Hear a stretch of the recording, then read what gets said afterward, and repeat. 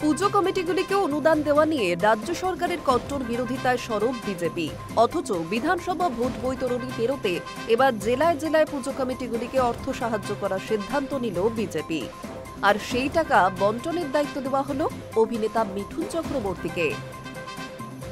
রাজ্য বিজেপি সূত্রে খবর, 5 বছর আগের এই খাতে দিল্লি থেকে পাঠানো কোটি কোটি টাকা গায়েব হয়ে যাওয়ার ঘটনার কথা মাথায় রেখেই কেন্দ্রীয় পর্যবেক্ষক সুনীল বনসালের নির্দেশে এবার মিঠুনকে এই দায়িত্ব দেওয়া হয়েছে। জানিয়ে দলের অভ্যন্তরেই মনোকষ্ট দেখা দিয়েছে বলে গেরুয়া শিবির সূত্রে খবর। প্রশ্ন উঠছে, পুজো আয়োজকদের রাজ্য সরকারের অনুদান দেওয়ার বিরোধিতা করে তা আটকাতে এমনকি আদালতে বেনামে মামলা পর্যন্ত করেছে বঙ্গ বিজেপি।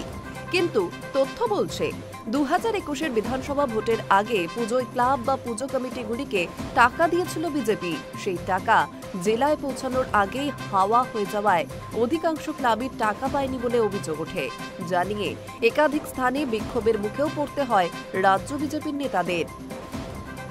এছাড়াও বিভিন্ন জেলায় টাকা পাওয়া বহু ক্লাবের অস্তিত্ব খুঁজে পাওয়া যায়নি। দলীয় সূত্রে খবর, সেই তিক্ত অভিজ্ঞতা থেকে এবার মিঠুনকে দায়িত্ব দেওয়ার সিদ্ধান্ত বনসালের।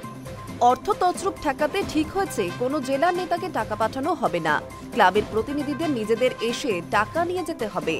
এসবের মধ্যে ভোটের আগে 2020 ধাঁচে এবছর ফের ইজেডসিসিতে ধুমধাম করে দুর্গাপুজোর আয়োজনে মাতামাতি শুরু হয়েছে বঙ্গ বিজেপিতে। বাংলা ও বাঙালি নির্যাতনের ঘটনায় গায়ে লাগা বাংলা বিদ্বেষের তকমা কাটাতেই এই চেষ্টা বলে মনে করা হচ্ছে বিশেষজ্ঞ মহলে। 2020-তে পুজোর ভার্চুয়াল উদ্বোধন হয়েছিল প্রধানমন্ত্রী নরেন্দ্র মোদীর হাত দিয়ে। এই পুজো উদ্বোধন করার কথা অমিত শাহের।